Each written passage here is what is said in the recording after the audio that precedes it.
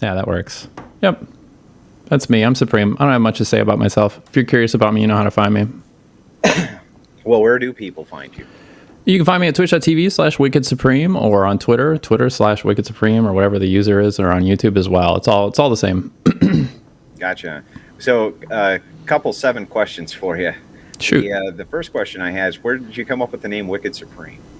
I was looking for a name change or rebranding because my branding on YouTube, or I'm sorry, on Twitch was like fighting game themed for a little while. I used to try to run a channel called The Battle Lounge, and I did like a podcast series, and it was like competitive fighting game stuff, Street Fighter, Tekken, that sort of thing.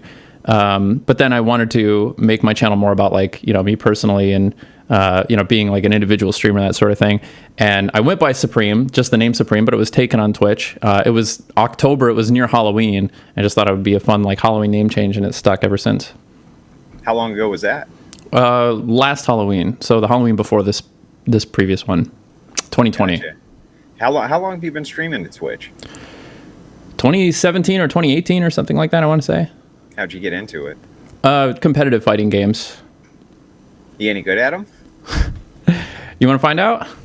I mean, kinda. Sure. I mean, kinda. Tekken's one of my favorites, and so is Soul Calibur. I've been a big fan of Soul Calibur for years, but yeah, the reason that I came across you at all, you're not nearly in the politics sphere as much as many of these different streamers are, surprisingly. The reason that I actually came across your channel was back during the Dylan Burns fiasco. I really hadn't heard of you very much. I was with Politically Provoked at the time, and I had seen the coverage, and I thought that you had some really, really, really good takes on that, like surprisingly good. So I kind of watched a lot of that coverage from your channel. How did you stumble across that whole fiasco? Did it blow up beforehand, or did you kind of have knowledge coming into it? Dylan and I are really close. We like to joke that he's my nephew. When Dylan first came to Twitch, he was interacting with one of my best friends, A4 Andre, is another Twitch streamer whom I had been doing content with for a couple of years at that point. And, Dylan and I are close. And so when he came out with that stream, I reviewed it, and I have experience with information gathering and intelligence reporting and that sort of thing, basically information assurance and, confirming evidence and that sort of thing. I have, no real legal expertise whatsoever, but I saw what he had presented, and it, it looked just absolutely wrong to me. That's really all there is to it. So I took Dylan aside and, really tried to help him understand that what he had done was, really wrong, and that the level of evidence that I think most people think is required to make those sorts of accusations is the bar is much higher and ought to be much higher than a lot of people think, especially after years of there being a trend of like cancellations based on very poorly verified evidence or screenshots, things of that nature, or even the level of evidence that ought to be required to make like an indictment on a person's character. Well, now this fiasco kind of jumped off without warning. Nobody was really prepared for it. I guess there were some insiders who kind of knew something maybe was coming down the pipeline. A lot of people, I think, kind of noticed it because Destiny, of course, got involved and kind of pulled this guy's ass out of the fire. But it appeared to me at first, and correct me if I'm wrong, that the mob was coming for Dylan, or for Prime case. I mean, in a big way, they were coming, and they were hitting him pretty hard. Yep, I think so as well. Yeah. I mean, I think that's part of the trend, right? Is that part of what makes these events really, really popular is we've been hammering this home. I don't know if you ever watch a guy named Chud Logic. He's one of my favorite streamers. He's a friend of mine. He hits this Huxley quote, that I like to quote all the time too, about like righteous indignation and the most delicious of moral treats, when you can make it out that your bad behavior is actually a moral good and morally righteous. I think people really enjoy having a pogrom over somebody's character, or being able to like hang somebody's character as an effigy and beat it with sticks and say this person is bad, this person is wrong. We get to feel justified in our hatred and our condemnation of this individual based on their actions, that sort of thing. So it doesn't take much, and people will they'll engage in motivated reasoning to try to establish that, defaming a person is justified, even if the evidence isn't really there to substantiate it. And I think this was just another example of that. Did it surprise you how quickly the mob turned against Prime? No. And initially, I was supportive of Dylan when he was doing that stream. I was supportive of Dylan based on, the first evidence that I saw that Dylan would be presented was, he had tweeted it out before he did his stream. It was presented by a guy named Rage Pope. It's another friend of mine on the platform. And, Rage Pope was going over the DMs and stuff that would have been presented on Dylan's channel later. And at the time I was like, yeah, sure, this stuff doesn't look flattering for Prime, but like, this isn't indicative of anything, like unless we see some of those logs of him saying this, that, or the other, that's being alleged. And we never saw that, we never saw those logs. But, at first I was supportive of Katarana just because, like, that's, the thing you're supposed to do is, like, allow somebody to speak out and like, tell their side of the story. But once the story had been told, it seemed really clear to me that, like, you guys don't have what you need to make this condemnation, and it's coming at the expense of Prime. So I didn't have any insider information. I think you touched on that earlier. I know Destiny had kind of been brought into it a little bit early, and like he was part of some communities and some private chats where he got to sort of see the winds blowing this way. I didn't know about it. I didn't know anything about it until the day that it had been presented. So it was my just sort of like everything, all of my interactions during that were just my knee-jerk reaction to everything, to answer that question. That's kind of interesting. I was curious about that because you seem like you were very well informed on it as that coverage went, and that coverage went for a long time. I mean, that was a fiasco that took days to finally get sorted out. My understanding was that what is her name, Katarana or Katarana? Katarana, sorry. That she was one of the most sub to Twitch platforms after that whole fiasco had happened. Wait, I'm sorry. What is it? That she was one of the most subscribed to channels? When I was investigating, that somebody had said, now this was just a Reddit thread, so I don't know how accurate it is, of course. I don't think there's any truth to that. Okay, gotcha. Just wanted to go over it. So you enter into the fray. You had a lot of people watching you that night, right? You're kind of going back and forth on this. Did you have any communication with Destiny that night? Nope. No?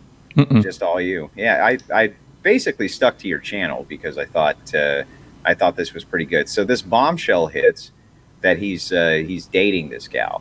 Dylan is. Did that shock you? No, it didn't shock me. If you go back and look through the footage and the logs and stuff, I remember when Destiny first called into Dylan, I was only half paying attention and I didn't watch the entire stream. I basically just watched until he presented the evidence, and then I spoke to Dylan privately after. I didn't watch much of that stream. And when Destiny first called in, I didn't realize it was Destiny because he was on vacation. He was on his phone. You know what I mean? It's not the same microphone. He sounded different. And I just remember thinking like, wow, this person's being like really aggressive. And I thought it was just some like random incel dude that Dylan was sort of just entertaining or something like that.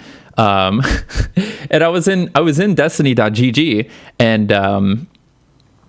and like the whole thing about the wake up calls.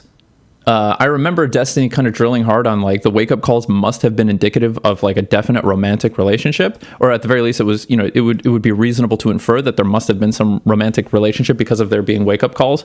I understood that situation a little differently from him. But that's about as much as I heard of that conversation. Once I understood it was Destiny, I was like, okay, like I understand that this situation is in pretty good hands. Like I think Destiny's ability to process information critically, and his like the way that he deals with like sexual harassment and like sexual dynamics between men and women socially is like really mature and responsible, among probably the best on the platform. I stopped listening to that conversation at that point. I started listening to it after the fact. Oh, okay. Gotcha. So you go into the conversation, you kind of hear everything that's going on. You stop listening to it. When you got involved after the mob had turned, after that bombshell had dropped, that's when I really saw kind of the mob turn back against Dylan, right? At first they seemed to really be coming for K's, and then when that bombshell dropped that he was dating this gal, that seemed to really 180 the entire situation. Is that accurate? Or I wouldn't put it that way. I don't think the fact that Dylan and Kat had been dating or romantically involved in any way had any bearing on whether or not Prime had sexually harassed Kat. I don't think that's really that relevant, personally. To me, everything comes down to the evidence, okay? So you would say that there's like potentially a conflict of interest there. I would say that that's something to investigate, but you would need like a smoking gun to make the case that there was some sort of conspiracy, that like their relationship, that they had plotted to try to defame Prime to like ruin his show or something like that. I don't think there's like, there were a lot of crazy ideas, floating around at that time. The idea that Dylan just wanted to sink Prime's ship to take his viewership. I don't think there's any truth to that, or, at the very least that hasn't been well substantiated. And Dylan affirms that that's not the case. Gotcha. Well, I mean, but you can understand from the layman why they might perceive that was going on. It's a kind of an odd thing to just so happen to be dating the romantic interest of your competitor, right? Suspicion is warranted, but I think there's a not a fine line. I think there's a pretty thick line between suspicion and substantiation, and I think people, the layman, as you put it, like to sort of dance that line pretty liberally, pretty carelessly. I think this. No, well, go ahead. I tend to agree with you. I mean, I tend to agree that you should always go where the evidence tells you that you should go. I didn't find it to be a huge stretch for why an individual person who was watching this, because it exploded kind of overnight. You know what I mean? And watching your coverage of it was especially interesting. I don't know if you even still have those VODs up, and I can direct people to them, but it was very good coverage.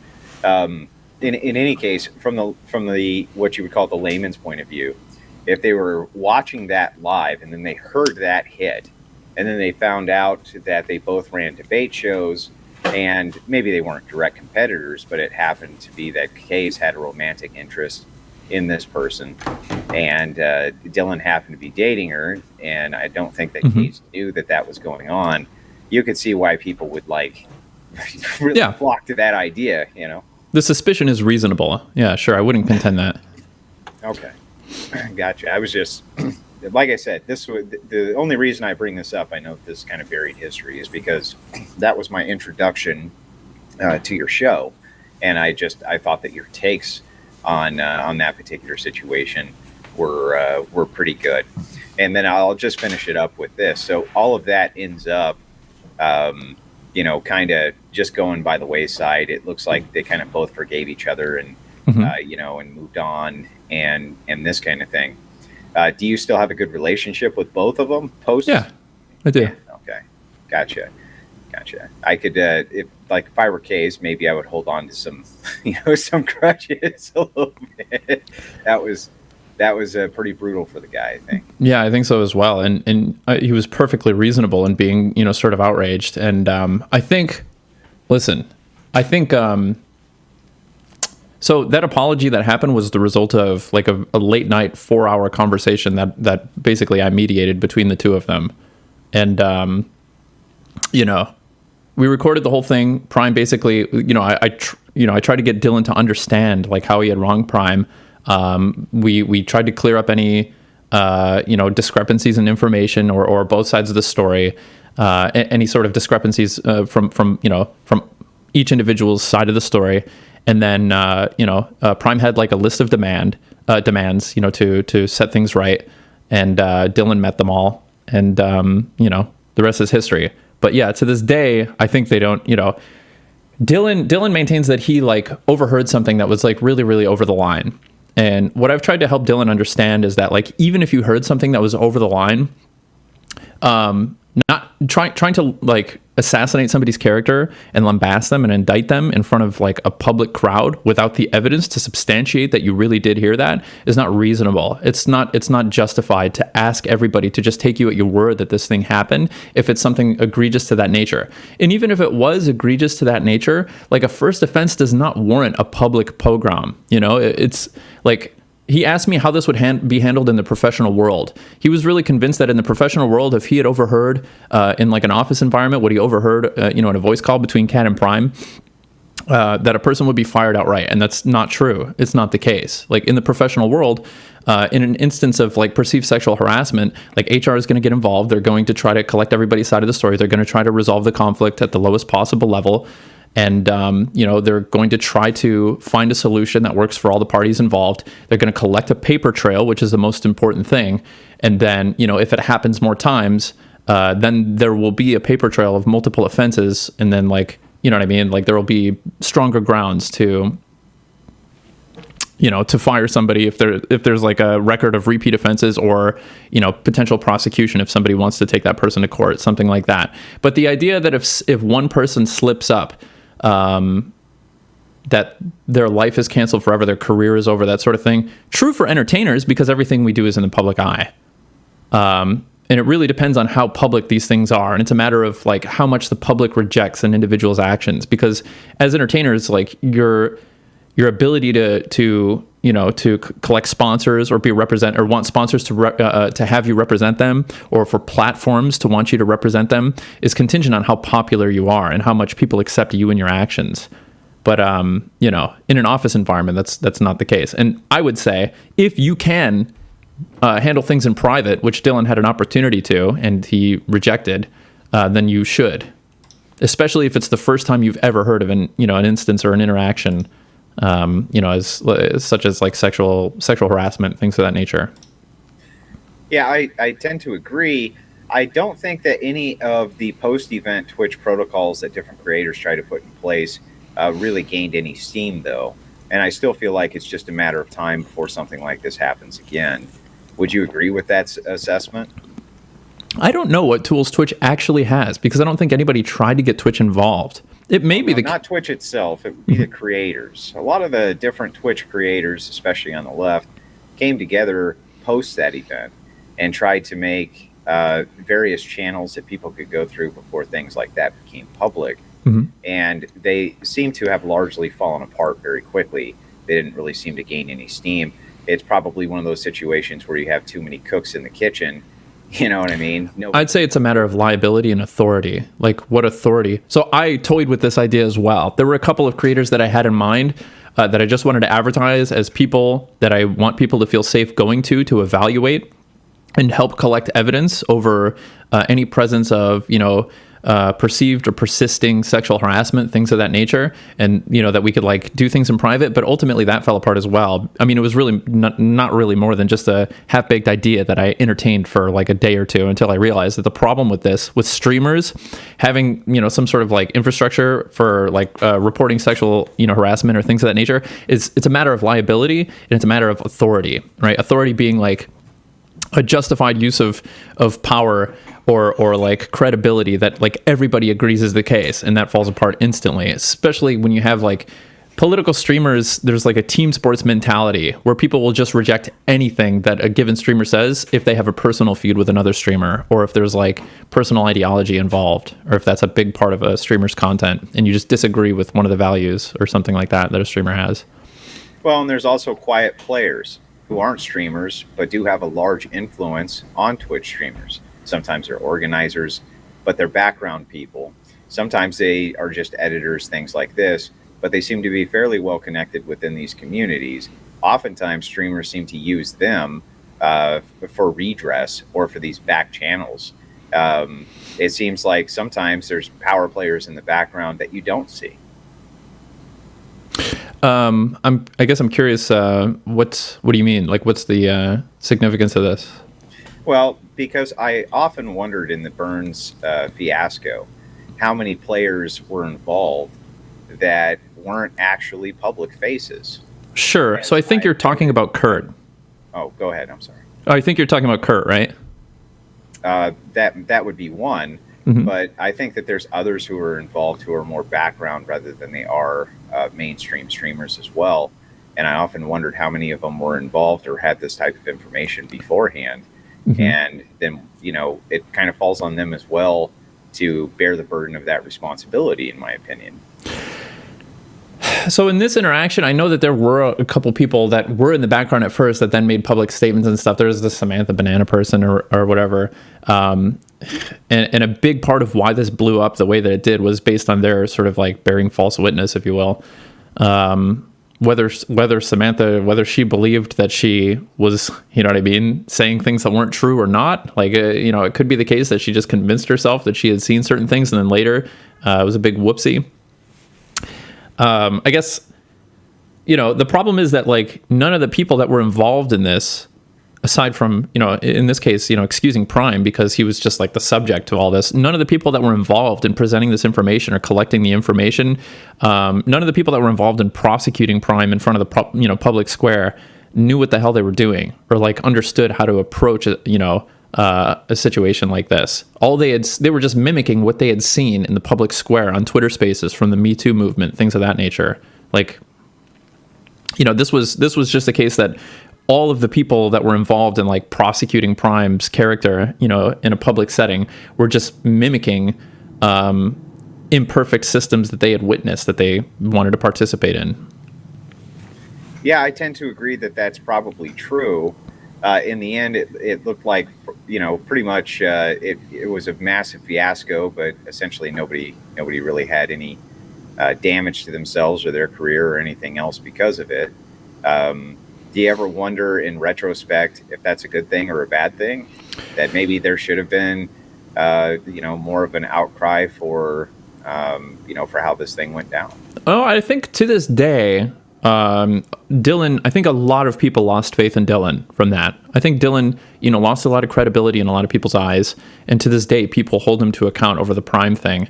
And, I am, you know, I'm made to understand that it's true for Prime as well, that as soon as some people saw those messages, that it was unforgivable to some amount of people. And, you know, that people, no matter how unjustified that was to Prime, will just not forgive him for like the content of one or two messages or something like that in his private message chain or something. So I wouldn't say that nobody felt any consequences. I guess I'm curious what you mean. Like, what is it the case that there's like a certain extent of consequences that you think should have been met that were not met? Or, well, if you're asking me directly, mm-hmm. Then I'll answer directly. I do. Mm-hmm. I think that you know, from my perspective, it looked like there was a kind of a conspiracy of people who were kind of behind this, who just walked away from it. And once the public lost interest, there, you know, no consequences were meted out.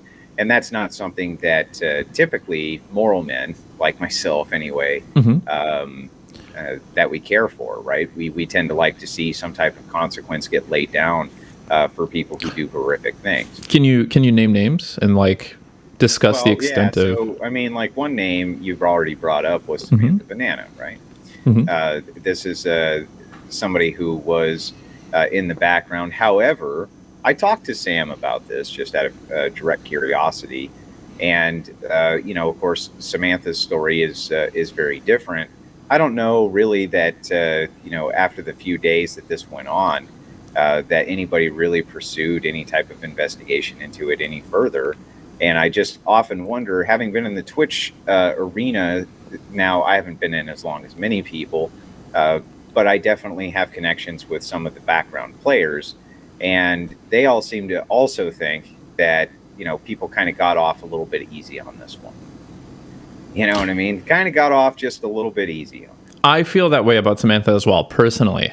I feel like, you know, a big part of the reason that all this blew up the way that it did, and even the reason that Dylan believed that Prime's actions had been worse than they really were based on basically her treachery.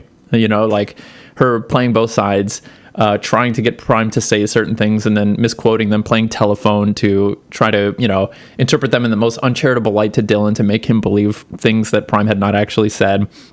I tend to agree that I think Samantha was a pretty big catalyst in this ending up as horrible as it did. And she had like an apology on Twitter.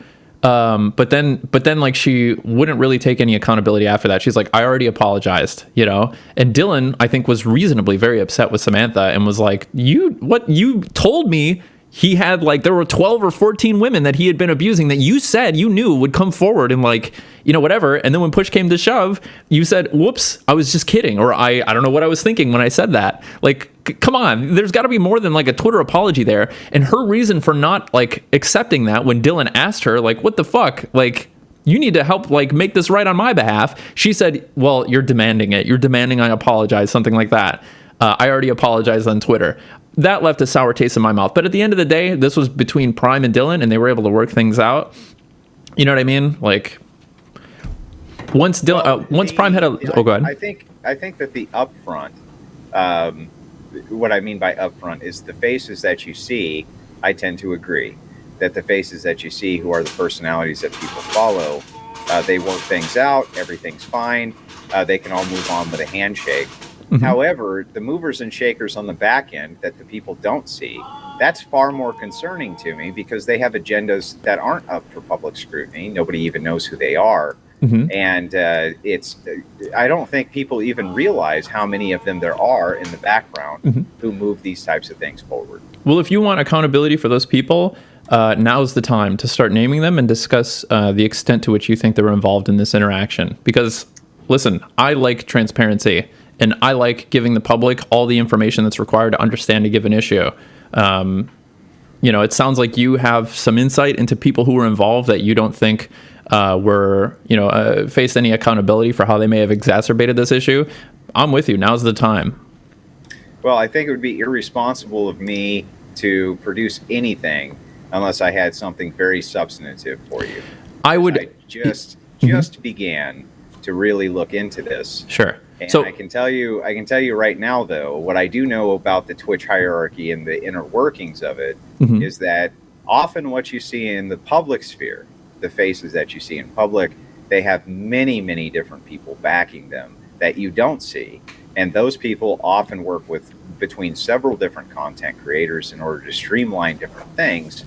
And I would not be surprised if many of those people were involved in this. Okay. They call them drama merchants, right? If you were looking for the way to trigger me, like the hardest, you found it. Because I would argue that it's equally irresponsible to like advertise to people, haha, there's people in the background and there's conspiracy afoot, but I can't tell you what it is. Well, I'm not advertising that, sir. I'm just saying that mm-hmm. from my perspective, I know that how the Twitch hierarchy works pretty well, and that there's insiders behind most creators. And this is all that I'm talking about, mm-hmm. is that it's not a large stretch of the imagination to think that, considering how many people had access to this information before it even became public, that some of those people were involved in that. That's all. I'm not making any accusations mm-hmm. or anything of the sort. Not specific, but you are alluding to the presence of there being some, conspiracy that multiple people were involved with. And listen, you already named one conspirator. Actually, you named two conspirators. And the thing is that there's probably multiple conspirators who were involved in this type of fiasco.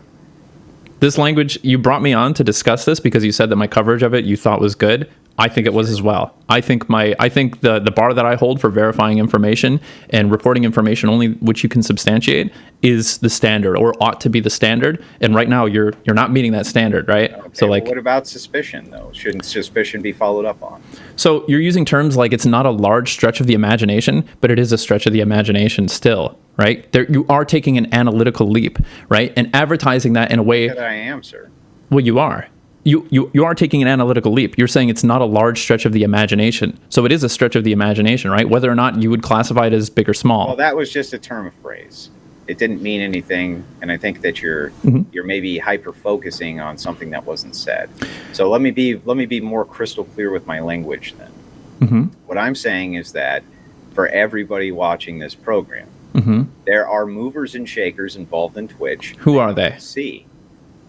Who they are is irrelevant. Do you have anything to show us to substantiate that there are movers? I can show you, of course I can. But so can we talk about it? That aside, mm-hmm. there are movers and shakers who are involved in Twitch who are not the people that you see on the screen. Now, why anybody would deny that would be foolish to deny, right? And it would be foolish to think for a second that I couldn't provide evidence that there's movers and shakers in the background. Come on, man. Well, let's talk about it. If you're... mm-hmm. there's all kinds of small content creators who are movers and shakers in the background, or non-content creators who are still well trusted between these different communities. I'm just saying to you that as I've been looking into this and you follow this thread, you start to find out there was more people maybe involved in this than people think. That's all. Sure. Well, let's talk about those people and the evidence that you have to provide that they were a part of this or that they were part of some conspiracy. Let's start. Okay. I mean, if you want to press it that way, I didn't know that this was the way the conversation is going to go, but let's get into it. So first and foremost, Dylan Burns has presented himself for an awful long time as being a homosexual, and then bam, bombshell hits, and we find out that he's dating this gal who happens to be the person who is dating his direct competitor. Now, I know that from your perspective, you say, sure, this sounds just mildly suspicious. However, there's no evidence to confirm it. But what type of evidence was presented to the public? Not that much. There's an awful lot of things that went on in the background, including with people like Samantha Banana, who you named, including like this other gentleman that you named. We don't really have all of the pieces to this day. That's all I'm saying. And if there was two movers and shakers in the background, Samantha Banana being a producer, for instance, and goes between many, many different creators, there's other people who are producers in the background. It would not surprise me if many of them had more information on this. So you said it would not surprise me, but there's like a sort of tacit implication there that there exists the presence of other producers that are trying to weave together some conspiracy to take down Prime. There's there's a term that I've been made aware of recently that I really like. It's called speaking out of both sides of your mouth. Are you aware of this term? Yeah. So I like the term. It wouldn't surprise me, but there's a suggestion there. You're trying to persuade people. Suggesting. You're persuading people. Heavily suggesting that there was a lot of people who were involved in the background who are not just a variety of producers, but they were Twitch movers and shakers who had a vested interest in seeing this thing shake out. I am suggesting that strongly.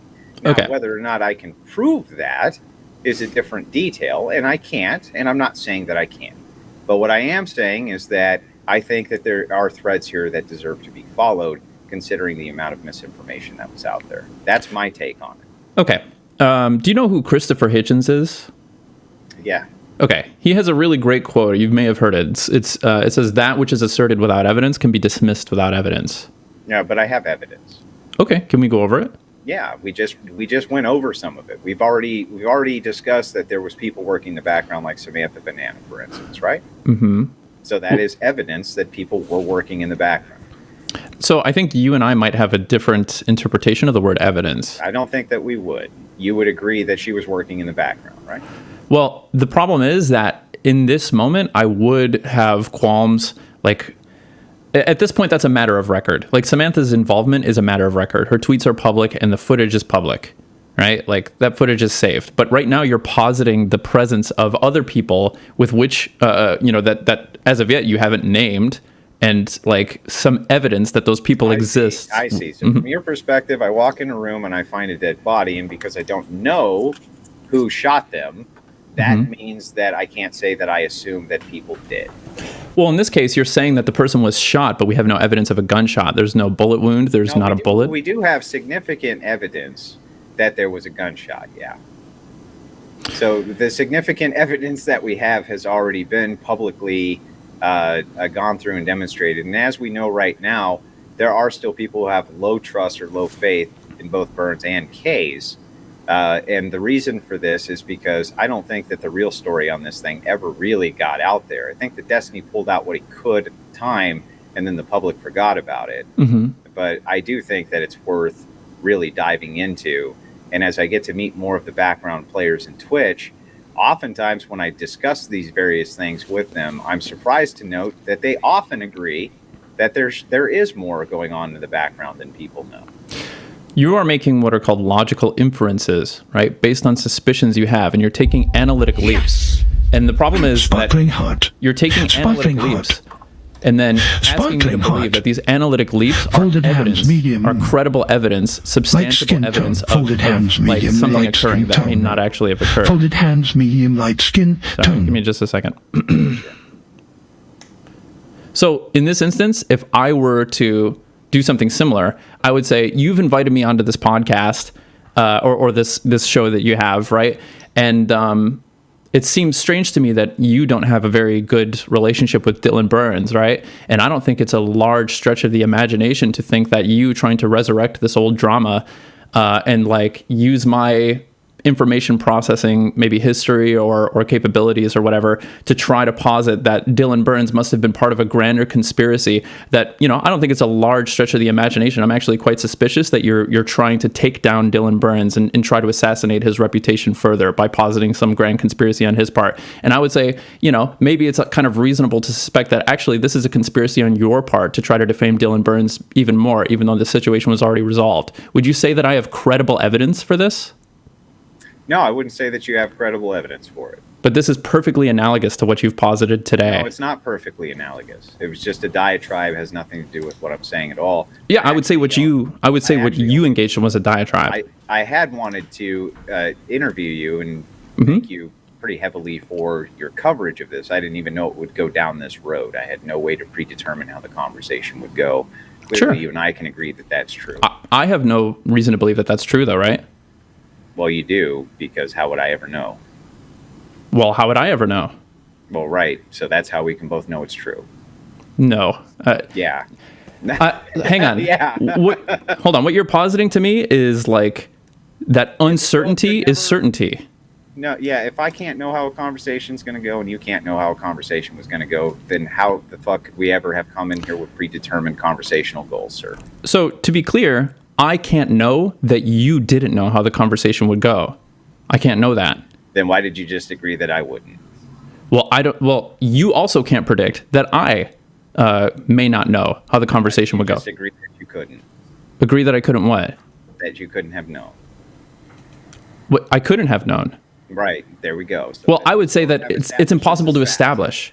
We can't establish whether or not either of us knew how the conversation would go, right? Because we both agreed it's true. So then it's established. But I don't know that it's true. You could be lying and I could be lying, right? Why did you just agree it was true? Well, hang on. Could I be lying? Are you saying that you're lying to me? Could I be lying?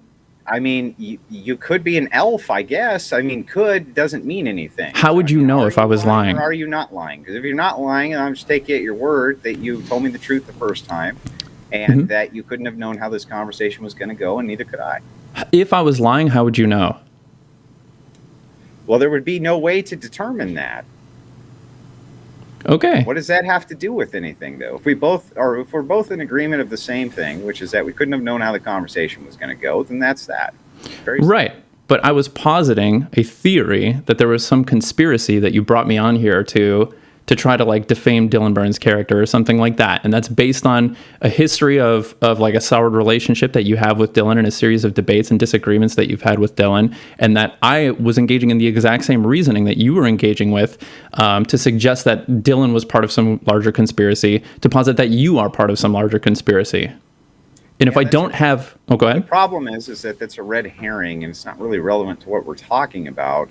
I understand that you want to make some kind of bizarre analogous, comparison there. But if you and I both already agreed we couldn't have known how the conversation was going to go, then it's not really analogous. Well, hold on. What I'm asking you to agree with is that it's not reasonable to expect that I could know that if you had some plan to engage the conversation in this way, that I could know about it if I did not have evidence to substantiate it. Then why did you just agree that you couldn't have? That's bizarre. That's what I'm saying. I cannot know if you had a plan to steer the conversation in this direction. Well, I cannot know that. I mean, you can't, I guess, know anything, I guess.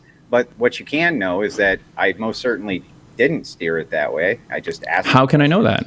Because I asked the questions. And there's like a video that you can go back over to see the questions being asked. Actually, I think you steered it this way, but fair enough. Like we can continue to go with it. I was just saying from my perspective that there are movers and shakers in the background, and it would not surprise me if there was more to this than meets the eye. That's all. Okay. I want to see some evidence of movers and shakers in the background that substantiates that there was some like greater conspiracy. And that's completely fair. And you deserve to see evidence for that. And what did I already tell you? I don't have compelling evidence for it, Nor did I offer to produce any compelling evidence for you. Just told you that from my standpoint, logically, it would make sense if such were true. Right. And from my standpoint, logically, it would make sense if you were bringing up this old drama to defame the character of somebody that you have a history of disagreements with, and so on and so forth. The thing is, I would argue that me positing that this is like a real credible, that there's like really strong reasoning to believe that this happened would be irresponsible, right? I think that it would be. It's not irresponsible. So I think that it would be for the same reason that. Why? Because I'm persuading a group of people in this moment. There are people watching this conversation, right? And the reason that I would want to bring this up and try to sow like some credible suspicion or something like that is to persuade people to believe that it's likely true. That not only might it be true, but that it's likely true, and to try to motivate people to search for evidence to substantiate that it's true. Oh, yeah, that's terrible. I'm motivating people to search for evidence. I think that's fine. I think an investigation, there are a lot of instances where some suspicion is warranted, and an investigation ought to be initiated. Okay, then. So you don't think that there's any suspicion here that's warranted? That's what you're saying. So in this case, even though you just said earlier that there was suspicion that was warranted. So in this case, I would say in the case of Dylan and Prime, if you wanted to do an investigation, there's a reason why we have to entrust relevant authorities to conduct investigations and not, let like partisan individuals, try to weave narratives, that sort of thing. But in this case, between Dylan and Prime, that's interesting, considering how many different cases are busted open by individuals who have no authority whatsoever investigating them. Who, like what? For instance, this killer who was just brought to justice recently. I watched a Netflix series on it. I believe he was the Golden State Killer, something like that. And that was just a bunch of internet sleuths who spent 20 years hunting it down until they figured out the truth. And then what did they do with the information? They didn't have any imbued authority whatsoever. Mm-hmm. Well, even if they turned it over to the authorities, they were the ones who uncovered the information. Yeah. That's fine. If you wanted to get authorities involved to conduct a proper investigation, I would support that. But in this case, that would be contingent on Prime wanting to like press charges or something like that. Well, it would be contingent on anybody who was investigating it to find out if there was more than meets the eye, right? Sure. And if you have something to present that there was more than meets the eye, I would love. I told you that there was nothing. I was just It's a basic curiosity question, explaining that there are movers and shakers in the background, and that. Based on that, I still think that there is something there that's worth looking at, of course. Sure. So in this case, Dylan and Prime have resolved their differences. Prime had a list of demands. They both discussed both of their sides of the story. They came to an understanding. They came to an agreement, and that agreement was met. Now, I think it's perfectly fair if Prime were to come out and say, you know what, actually, this thing left a bad taste in my mouth, and I want to pursue. There's a couple, loose threads that I would like to see. I feel like maybe it's the case that there are some things that I didn't really get resolved or something like that. I think that would be fair on Prime's part, but I would leave that up to him. I see. So do you think that Twitch is a community supreme? Yeah. So do you think that what affects one person can affect other people? Potentially. Yep. Yeah. So it's not a big stretch for somebody who operates within the Twitch sphere, who is a content creator, to understand that if this can happen to this person, it can happen to you too. Mm-hmm. So therefore, regardless of what the personal feelings of these two individuals would be, it would still be in your own vested interest to make sure that if there were players behind it, that you would uncover who those players were so that it didn't happen to you.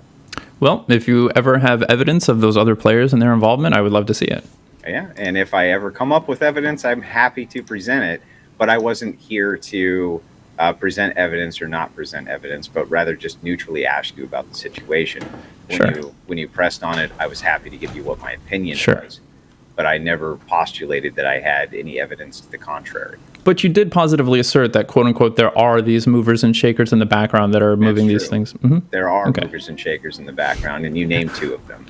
Well, I mean, they weren't really in the background.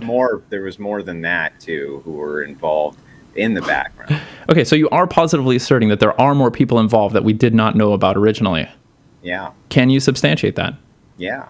Okay, can we take a look at it? No. But when I'm ready to unveil it, then you can take a look at it. And I guess we can come back to the video where you scoff. But I think that all the creators know that that's true. I've talked to many of them. So if you were to release some evidence to substantiate this later and then come back to this video and highlight the fact that I scoffed, I would make the same argument that it would not be reasonable to ask me to believe a thing if you were not showing me that it's true. I didn't ask you to believe it. I'm just postulating what I believe. Okay. What was the point of bringing up the fact that I just scoffed just now? Well, just because if evidence does come forward, I can... That I would look foolish for scoffing, right? I think you would, yeah. Mm-hmm. Why would I look foolish for doing something that we agreed just now was perfectly reasonable for me to do?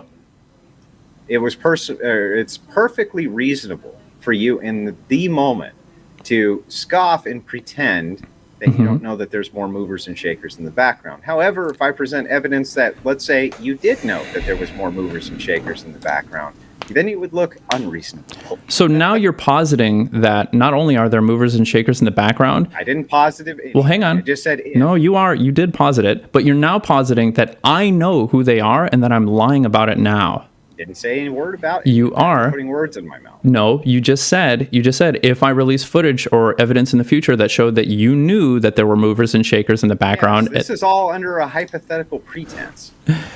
Okay, but you were threatening like this. I didn't threaten anything. You did. Did I make a single accusation? We're literally talking in the realm of hypothetical at the moment because you hypothetically postulated this thing. In this moment, I'm willing to believe that you genuinely do not know like how carelessly you're speaking.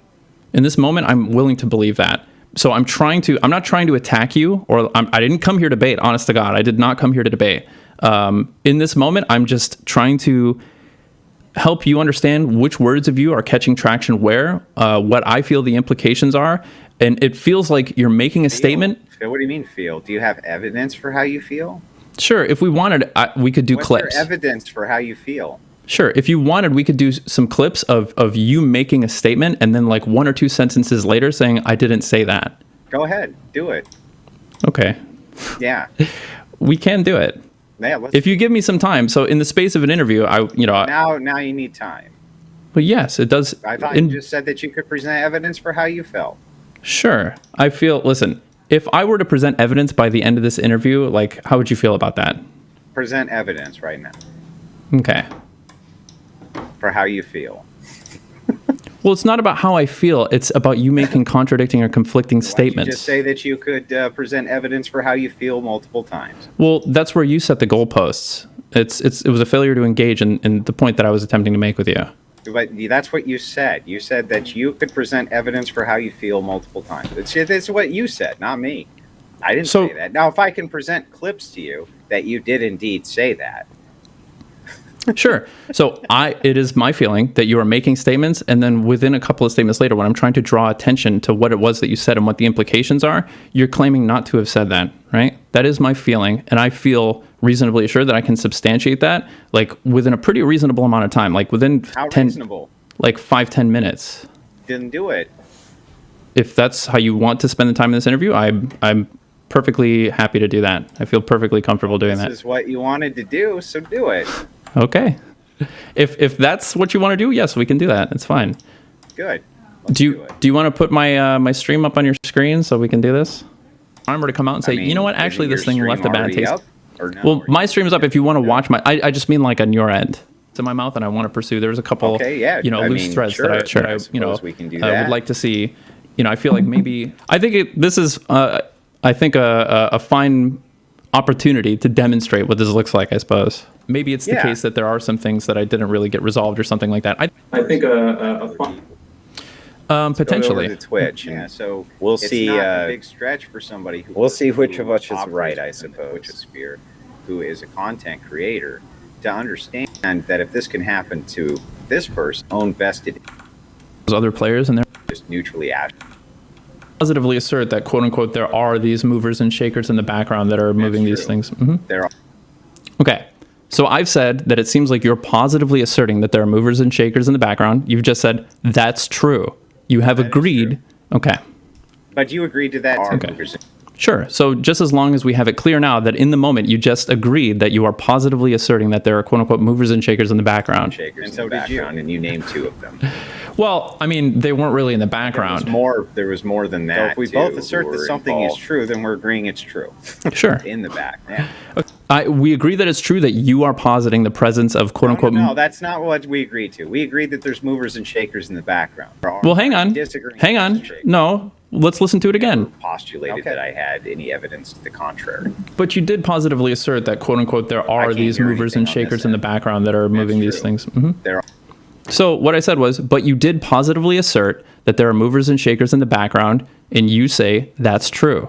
Am I agreeing with you that there are movers and shakers in the background? Yes, because you said that there were as well. No, I said that you were positively asserting. What are you talking about, man? I don't think Samantha Banana was in the background. She made a public statement.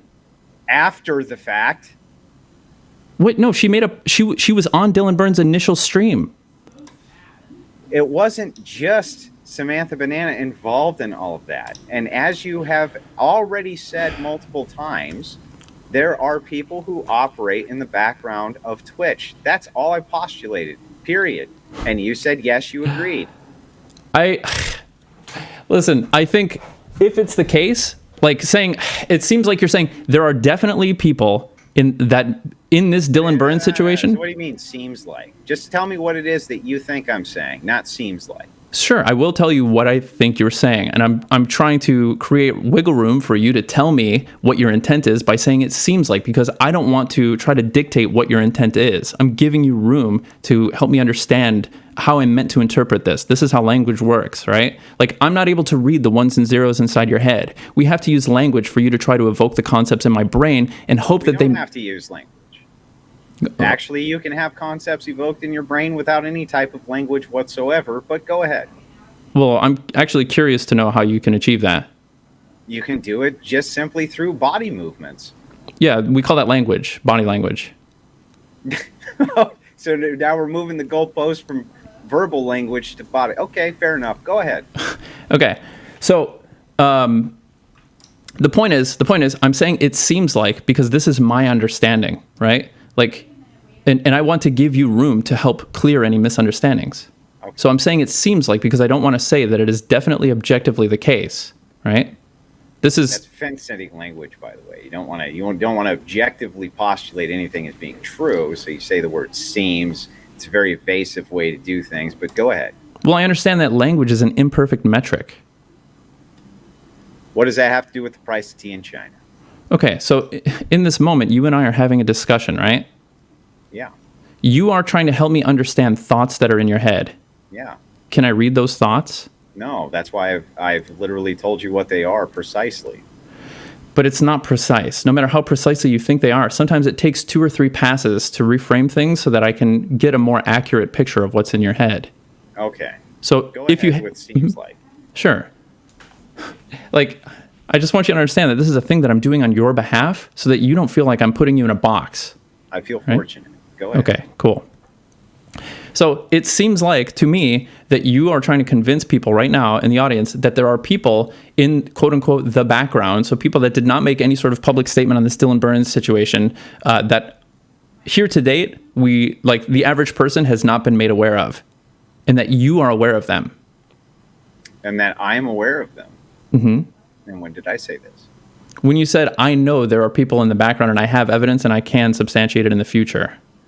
That there are people who operate in the background of Twitch, yes. That there are specific individuals which the average person... Which operate in the background of Twitch, the average person doesn't know about. Yeah, that's true too. In this Dylan Burns situation. I never postulated that. I just said that if you can logically assume that it's possible and likely true. I mean, possible and likely true. I just don't think this language is responsible to project unless you have something to show us. See, and there we go again, right? So I'm not allowed to have any type of suspicion unless I can give you evidence immediately outside of my evidence of suspicion, which you agree logically I should be suspicious. I think some suspicion. Makes no sense. So makes I think no sense, and you're talking out of both sides of your mouth, Supreme. Mm-hmm. So I think it makes sense to be suspicious. I think some suspicion can be warranted, and I think that's fine. But I think that you're taking an extra leap beyond suspicion and saying, well, not only is maybe some suspicion warranted, but it's actually likely, the thing that I'm suspicious about is likely to be true. If you're suspicious about something, do you investigate it? Sure. Yeah, absolutely. And what would you investigate? Things that you logically would assume might be the case? Yeah, I think we call that an we call that an analytic leap. Then that just took care of that, didn't it? But there's a pretty big line between feeling reasonable and being suspicious about something, between reasonable suspicion and arguing that something is likely to be true. It's a reasonable suspicion, and it's likely to be true. Yes. So I don't think those two are the same thing. I didn't say that they were the same thing. I think those things are quite different. I said and between both of them.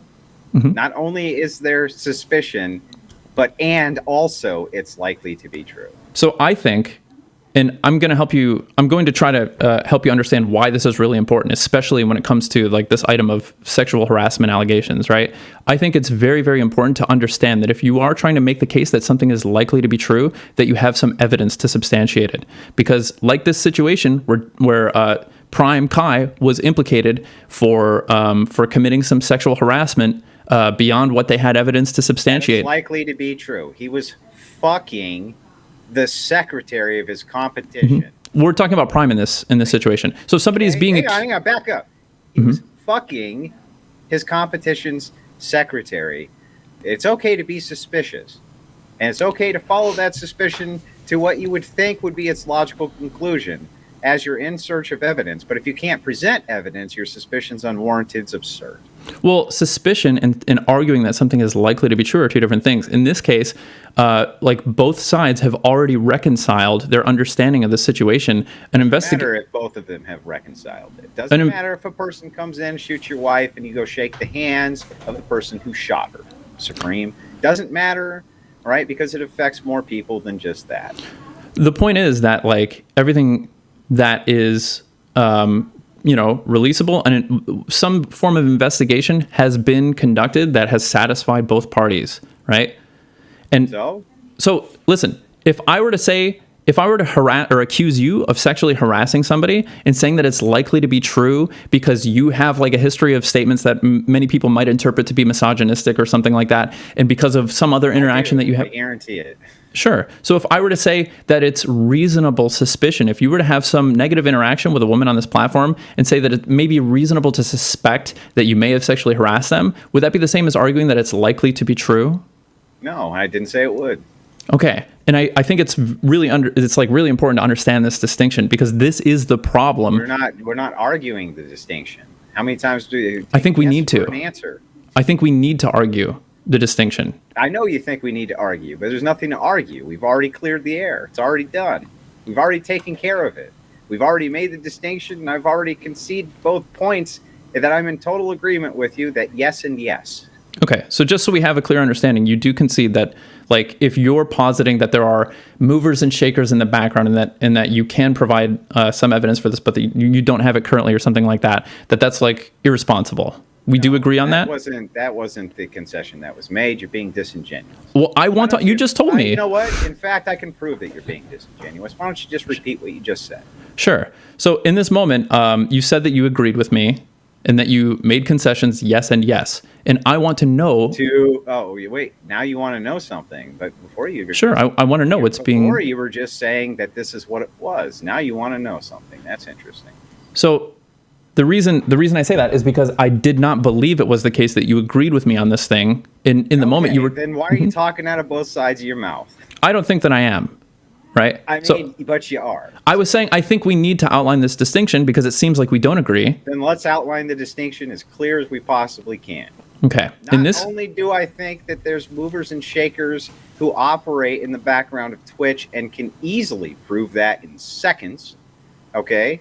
But I also think that there's far more to this story that happened between Dylan Burns and Prime K's than the public knows about. Those are my two. Sure. Can you substantiate that? Clearly and concisely. Can you substantiate that there's more to the Dylan Burns Prime Kai thing? With what? What would you like me to substantiate it with besides logic and suspicion? Sure. So logic and suspicion are, to be clear. Did I tell you that I was going to present evidence for this at this time, or no? Sure. Do we agree that logic and suspicion are not evidence? Do we agree with that? No, they can be evidence. Yeah. They are. I would disagree. I would say that logic. I don't think that you would disagree. I can would give you examples of why you wouldn't disagree. For instance, if you were going to time how long it took a murderer to drive to a crime scene, how would you ferret that out for me? So what you're discussing is what's called circumstantial evidence. No. How would you ferret that out for me? How would I ferret it out? How long it would take to drive to a crime scene or something like that? Let's say, is that what it was? Let's say somebody gave you, something like 5 minutes, right? It took me 5 minutes to drive from point A to point B, and there was a murder that happened within that window, and then says, hey, there's no way I could have done it, blah, blah, blah. What would you do? So if somebody had an alibi. And then you would logically, what? Well, hang on. You're missing some important pieces here. In this case, you're saying a murder occurred and somebody is suspected of committing the murder, right? And that person has an alibi saying, I could not have done it because I could not have been here in this amount of time. I just want to understand I understand this hypothetical correctly. Absolutely. So for somebody to have an alibi, they need to offer some evidence that they were in a certain place, right? So that's the evidence part. So their evidence in this particular case is time, right? Well, no, the evidence is not time. So there's the evidence then. Well, I'll tell you. There's a great story. There's a great YouTube video called "The Coldest Case Ever Solved." It's from a content creator named Matt Orchard, where he talks about a man who was wanted for murder and who was found guilty of a murder, and later evidence was substantiated to show that he could not have been where the murder took place when it took place. Okay, so this is like one-to-one analogous, right? And the thing that ended up exonerating him is because they established that it wouldn't be reasonable that he could get to where he was, which he had evidence to establish. He had a receipt from a post office where he made a phone call, right? That would be the evidence. The evidence is that it was recorded in a government ledger that this person... But I don't care. That's a red herring to my scenario. It's not a red herring. That there was this evidence in this particular case. I'm talking about in this case, we only have time. He gives you a time frame, right? Let's say you go and you drive it out. You drive out the time frame, you figure out this is wrong. So to be clear, it was circumstantial evidence that the amount of time it would have taken him. I'm talking about this case and not my scenario. It's analogous, right? Because no, it's not. I'm being very specific. Where is it not analogous? Because I'm being very specific here that the only evidence that you have is time and logic. That's not true. It's not true. In order to make the case that somebody did not have enough time to get to a crime scene, right? You have to establish that they were in a place that they had to drive from that would have taken a longer amount of time to reach place B, right? Yeah. They were in place A. It takes an amount of time to travel from place A to place B. Right. Okay, you have to establish they were at place A with evidence. And how would you do that? There has to be some concrete evidence. There's got to be some physical documentation. Would you do that? They have to establish some physical documentation, have something to show that verifies either some sort of like public record or like, like a phone call from a given location or camera footage that they were in a given location, or maybe some people's testimony. A bunch of corroborated testimony can be used in this regard. But this is what would be considered the evidence. The presence of time is not necessarily the only evidence we would use. It's not the reason and logic that exists as the evidence. You can make your legs are falling off from all that backpedaling, Supreme. Okay. They're literally falling off of your hips, buddy. I think I'm... That aside, just pushing in even more into this, right? Are you saying to me that you disagree with me? I just want to make this clear. Do you disagree with me that there's movers and shakers in the background of Twitch that people don't know about or see? I mean, if Twitch is a platform with like 12 million people. I think it is logical. Yes would be fine. Sure, I think it's logical to conclude that out of 12 million people, that some people, you know what I mean, like maybe communicating in DMs, sure, and that aren't making their DMs public. Answer would be yes. Yes. Okay, thanks. So the answer is yes. So now, would you agree that some of these movers and shakers are prominent? I don't know what that means. It means that they have connections between multiple different creators. It's reasonable to assume that there are... No, not assume. I'm not asking for a reasonable assumption. Isn't it true that there are prominent people in the background of Twitch that are not well known to the public, that probably people like you know about even, but aren't in the public eye, who move between different creators? Listen, I'm going to be honest with you. Everybody I would have known about, so Kurt is one person I mentioned. Kurt is very much a public. You're not answering my question. Well, one more okay. time, I'm gonna literally make it as concise as I possibly can. Sure. So you just put me on the defense stand. Question me like a prosecutor again. One more time. Mm-hmm. Do you agree that there are movers and shakers in the background of Twitch that are not in the public eye, that have move between multiple content creators? Okay, I want to make it clear that I have no reason to believe that's true right now. Okay, but I'm asking you specifically, are there? I have no reason to believe it's true. Says that no? If it's true, I don't know. Okay, do you know of any? I'm telling you that I don't. You don't know of any? I don't know of anybody that's a prominent person. We haven't really defined what that means. That is responsible. Yeah, I defined it. It's a person who's not in the public eye, generally moves between various content creators, and oftentimes will move and shake different content out. Maybe they're organizers, things like this. So I'm not aware of any person like this that has no public presence and that people otherwise don't say no public presence, but limited to the point where the public generally wouldn't know about them. Okay. So I mentioned somebody early in this conversation, Kurt, right? Mm-hmm. People know about Kurt, so he wouldn't qualify under these terms, right? No, and they might still have somebody who knows about them, but that doesn't mean that they're generally in the public eye. I feel reasonably certain that most people know that Kurt is like somebody who is like helping these people. About specifically just Kurt. I'm asking if. Well, that's the only person I know about that would qualify under these terms. Okay, gotcha. That of people who don't have like a public presence or a stream or something like that. Yeah. Okay. Got it. I just wanted to make that clear. So there aren't any. I don't know if there are or not. You would have to show me. You don't know of any. I don't know of anybody who's like a prominent. I mean, I can like go through my DMs right now. Like, if these people are out there, they ain't talking to me. That's all I'm saying. Okay. Yeah. So from your perspective, no. The possibility that people like this exist, it logically follows that I think it's reasonable to assume that people like this exist. Now, I suspect that the reason you're bringing this up is that you have earlier in this conversation posited that people of this nature exist and existed to a significant degree in their contribution to the Dylan Burns and Prime Kai situation. Is that correct? No. I'm just wanting to get you to agree specifically that these people exist in the background, and that you don't really know about them, you don't really see them, you don't really hear about them, and that they're the movers, shakers, and pushers between different content creators. And you have been extraordinarily evasive on that, just so you know, like extremely evasive about it. I feel like I've been intellectually honest about it.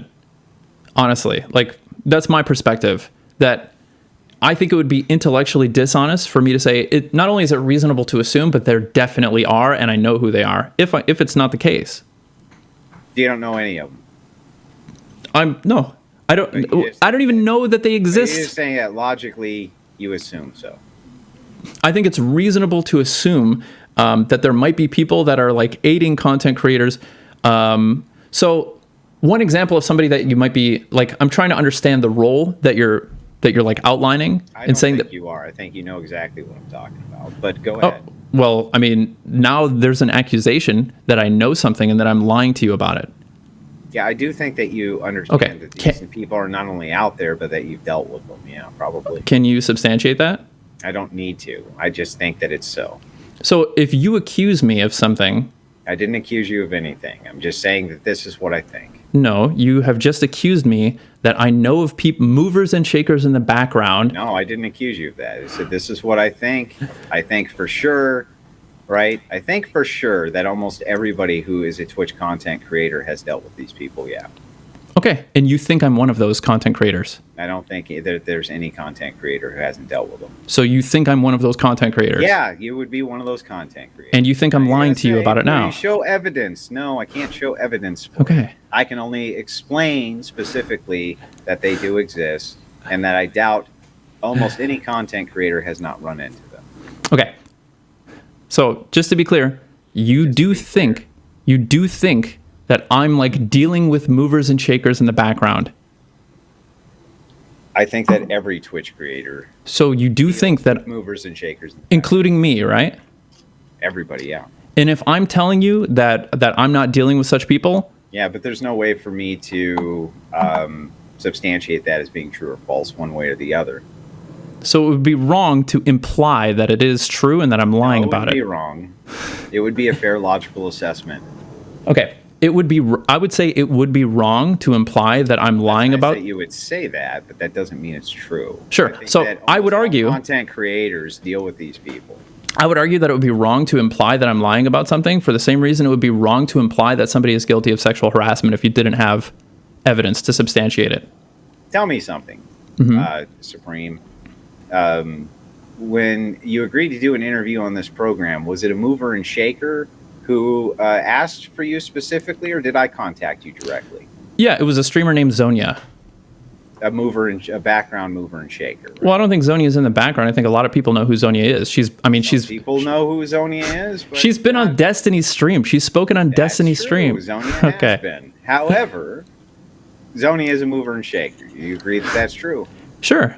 I don't think she's in the back. I think she's. Right? I think she has a public presence. Do you think that Zonia deals with people who aren't or don't have a public presence or much of one, who are also movers and shakers? I don't like. I'm sorry. Can you rephrase that one more time? So, do I think that Zonia, for instance, deals with people in the background who don't have much of a public presence but are movers and shakers? Do I think Zonia deals with people in the background who do not have much of a presence but who they themselves are movers and shakers? Yeah. Do I think that? Yeah. Just say yes, because you do. Well, so yes. Well, hang on. Just don't be evasive. Just say yes. Of course. Well, you're not going to force me to say something I don't believe. If I want to make sure that we understand this, right? I want to make sure that I understand what I'm agreeing to. So a moment ago, it seems like you were trying to make the case that Zonia was one of these movers and shakers in the background that people don't know about or something like that. That's like coordinating things. No, you're putting words in my mouth. Okay, just so we understand that Zonia is not one of those people, or that you don't believe that she is. I specifically asked, does she work with those people, would you say? If she does, I don't know if that's true. Okay, got it. If you have evidence that's true, I would like to see it. Well, even if I had it, I wouldn't present it here on this stream. Okay. Well, then I would say it's irresponsible to posit that it's true. I don't think that it's irresponsible. Well, that's a difference that we have. We agree to disagree on this. Yeah. But in any case, the main thing that I wanted to postulate here, and I'll postulate it again, and I absolutely stand behind it, is that there are movers and shakers who work in the Twitch background. I have dealt with them. I do believe that you've probably dealt with them, and so have most content creators, even though they don't have much of a public eye. So you believe that I'm lying when I tell you that I have not? Yeah. Okay, so now you are accusing me of lying about a thing, and you don't have evidence for it. No, just logic. Okay, so I would say that this is wrong for the same reason that implying somebody is guilty of sexual harassment, accusing somebody of sexual harassment, if you do not have evidence for it, is irresponsible. Belief means? I think, yes, I know what belief means. So what does it mean? A belief means that you internally have concluded that a thing is true. Right. Mm-hmm. Do you need to postulate evidence for belief? If I'm on camera and Do you need to postulate evidence for belief? Yeah, well, if I'm making a public declaration that I believe something is true, and so the answer is no. Well, You're and just gonna no, do the answer. Well, the answer is so yes. you can try to reach whatever fucking conclusion that you want. No, the answer is yes. If I'm making a public assertion that I believe something is true, and that belief comes at the expense of a person's character, or it comes with the implication of some like criminal or nefarious intent, then yes, I think you would have to present some evidence.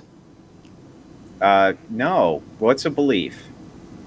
A belief is like an internal conclusion that a thing is true. Okay. Do Christians believe that homosexuality is immoral?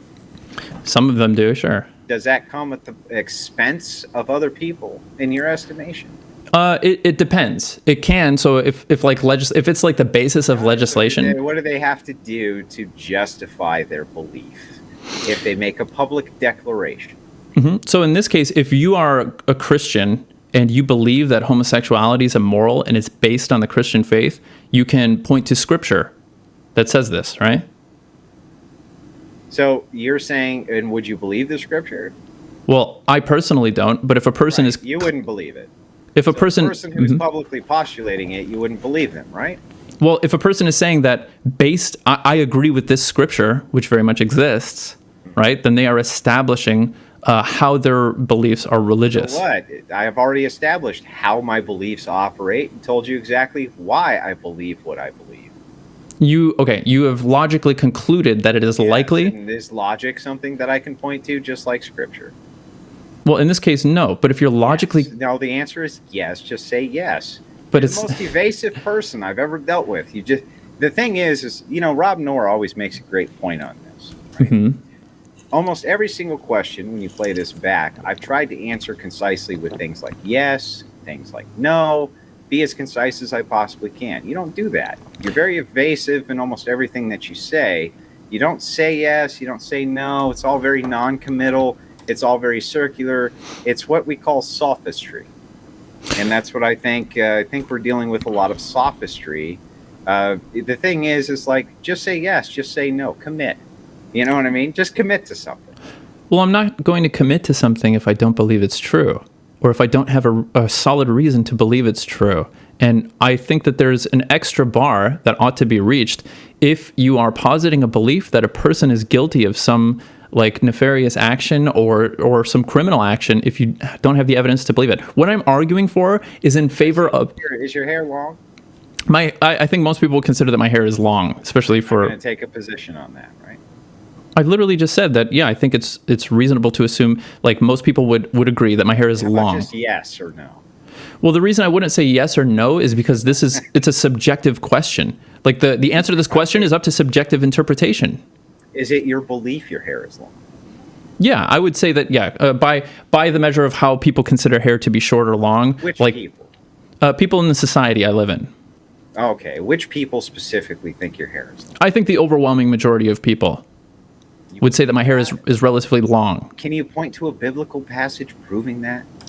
Or any evidence at all proving that people think your hair is long, Supreme? Sure, I can actually. I can poll my audience. I can look at social trends of how long the average man's hair is, right? And I'd say that, especially like for a man, I think my hair is considered to be long. Okay. But that's based on social paradigms. This is your belief, though.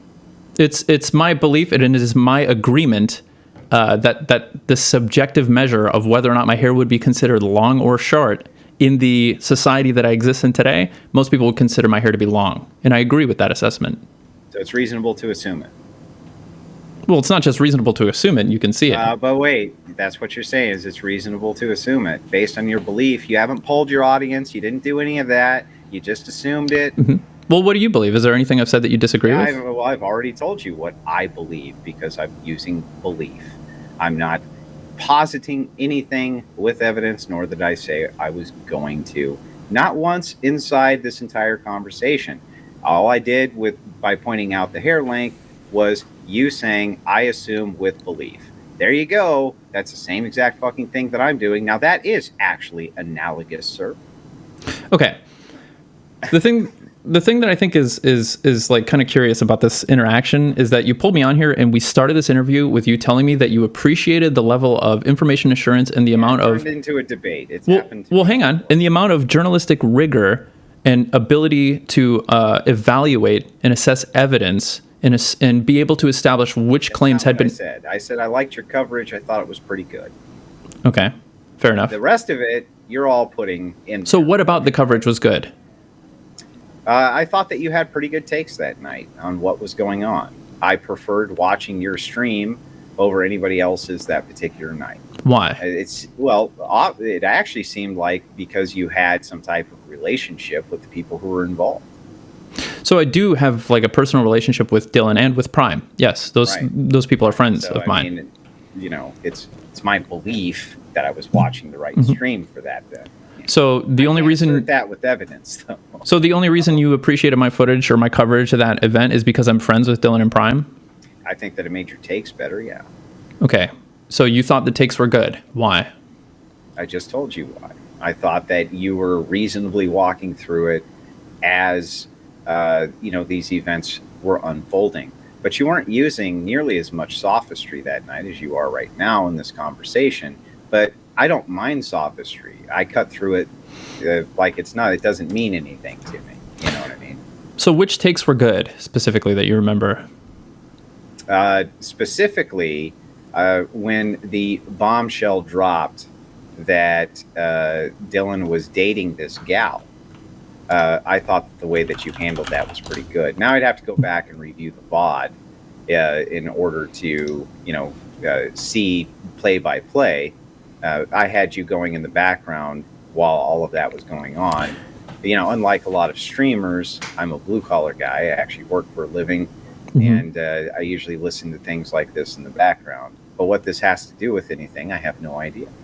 Can you generally sort of just give your general feelings on your recollection of what about the takes you thought was good, or how I handled that situation? I told you exactly what I thought. Well, I mean, it seemed like you were getting into it, but then you just said, but I was listening to it in the background and so on and so forth. I don't remember everything. Dude, sure, that's fine. Yeah, I think that's fine. Like, what do you want from me here? Oh, I just want you to describe what about my coverage was good, other than the fact that I was friends with the two people involved. Or I think that because you were close to the people who were involved, your takes were better because you had something of an inside track.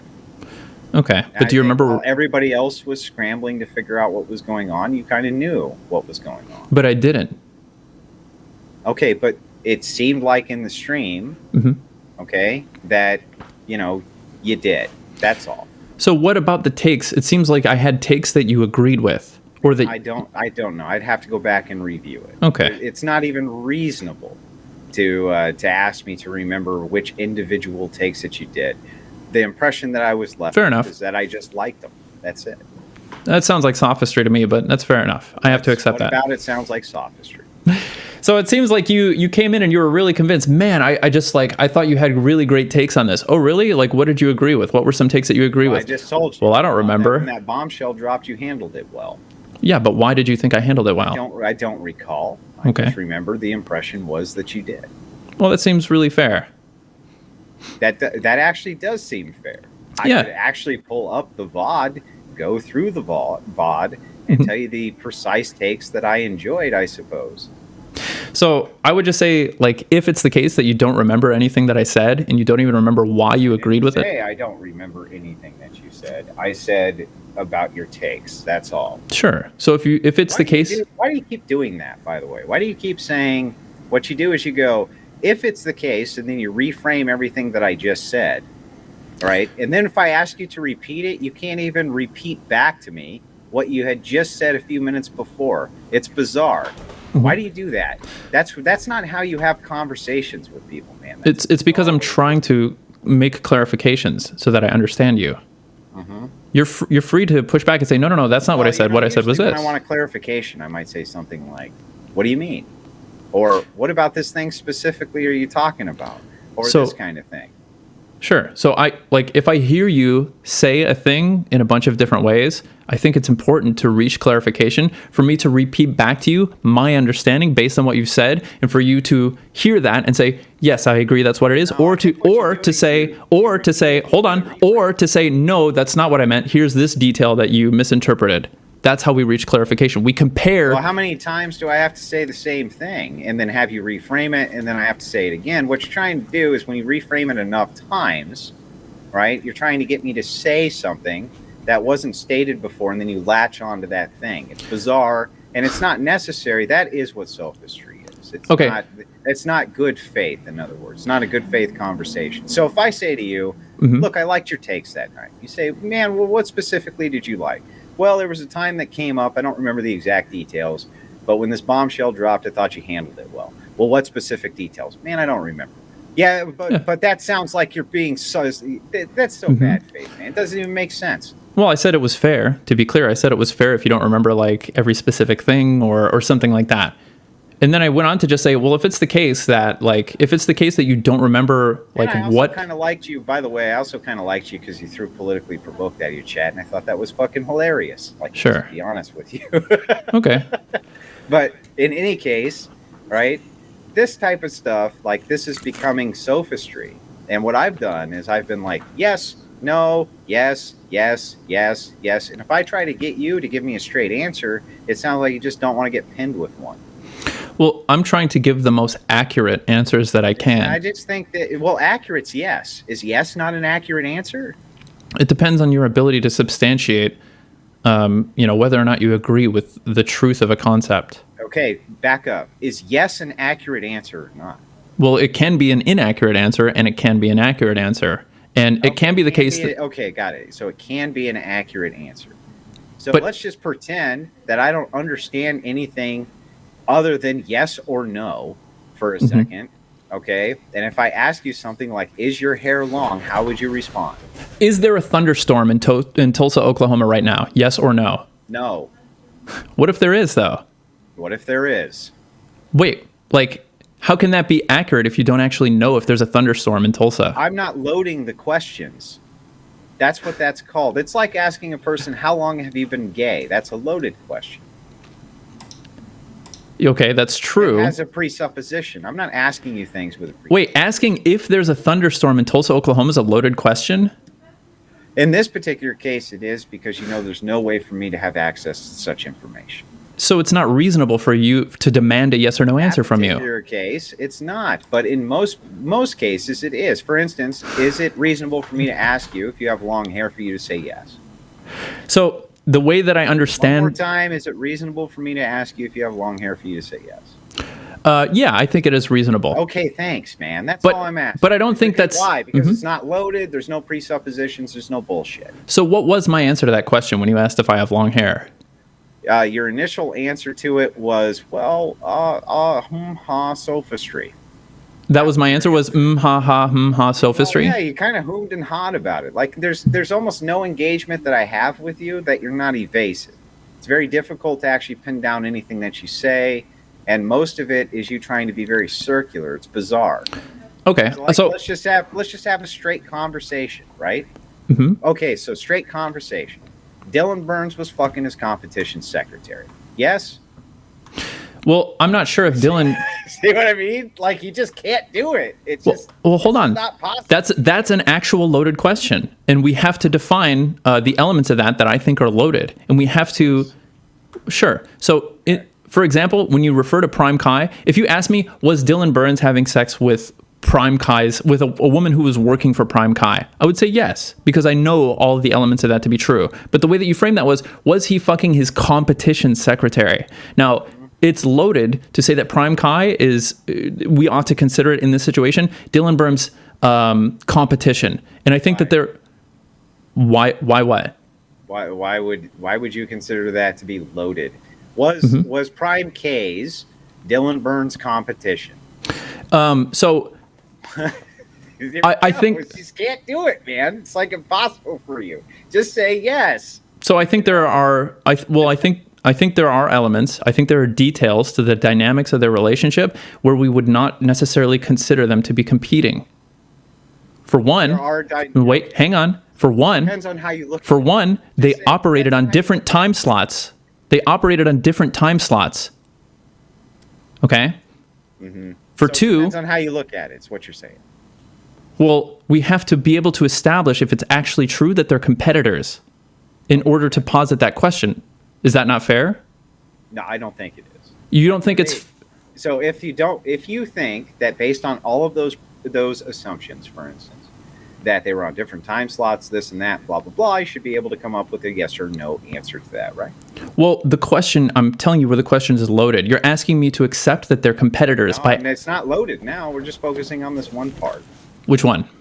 And so this one part of them being on different time slots and this and that, so they weren't or they were competition. That's what I'm asking you. Were they or weren't they? Sure. Why do you think they were competitors? That's not what I asked you. Were they or weren't they? I think suspicion, or like, I think the consideration of whether or not they're competitors is important, right? Is important to evaluating this interaction. So do you agree? Evaluate it and tell me yes or no. Sure. So we can evaluate it together. One thing that sort of diffuses the idea that they were competitors was that Dylan Burns only runs a panel 1 day a week, right? Okay, were they or weren't they? And on your analogy, that's what I'm asking you. Like well, hang on. And the panel that Dylan Burns hosted ran at a different time than the panel that Prime Kai hosted. So how could they be considered competitors? So are they not competitors? Were they? I'm asking you if they. Asking you. No. So I've asked you this now 14 times. Now who's being evasive? What you do instead, wait. Now who's being evasive? I'm just going to recycle this and Sure. recycle this until you have to answer. No. Just answer the fucking question. Were they or weren't they? Say yes. I would consider if they were operating on different time slots that they were not competitors. What would you consider? So the answer was no. What would you consider? So was the answer no? Sure. So based on this detail, that's how I would consider that question. The answer to that question. Just fucking say no. Because we had to reach an understanding of what. You didn't have to do shit. I asked you, what do you think? And you went, well, sophistry. Just say no. Well, hang on. No. Do you think that they were competitors? Yes. But even if they were operating on different time slots? Even if they're operating on different time slots, yes. How could they be competitors if they're... Because, you might have been able to pin somebody down on this, but as a person who has set up tons and oodles and poodles of fucking debates and participated in them many, many times, even if you're operating on different time slots, even if it's 2 or 3 hours opposite, right? What ends up happening is you still have to share people, right? No, if you're operating on different time slots, you don't have to share. Even if you're operating on different time slots, you have to share. How? Well, let me give you an example of this. Let's say, for instance, that a person says, yes, I'm available on X day.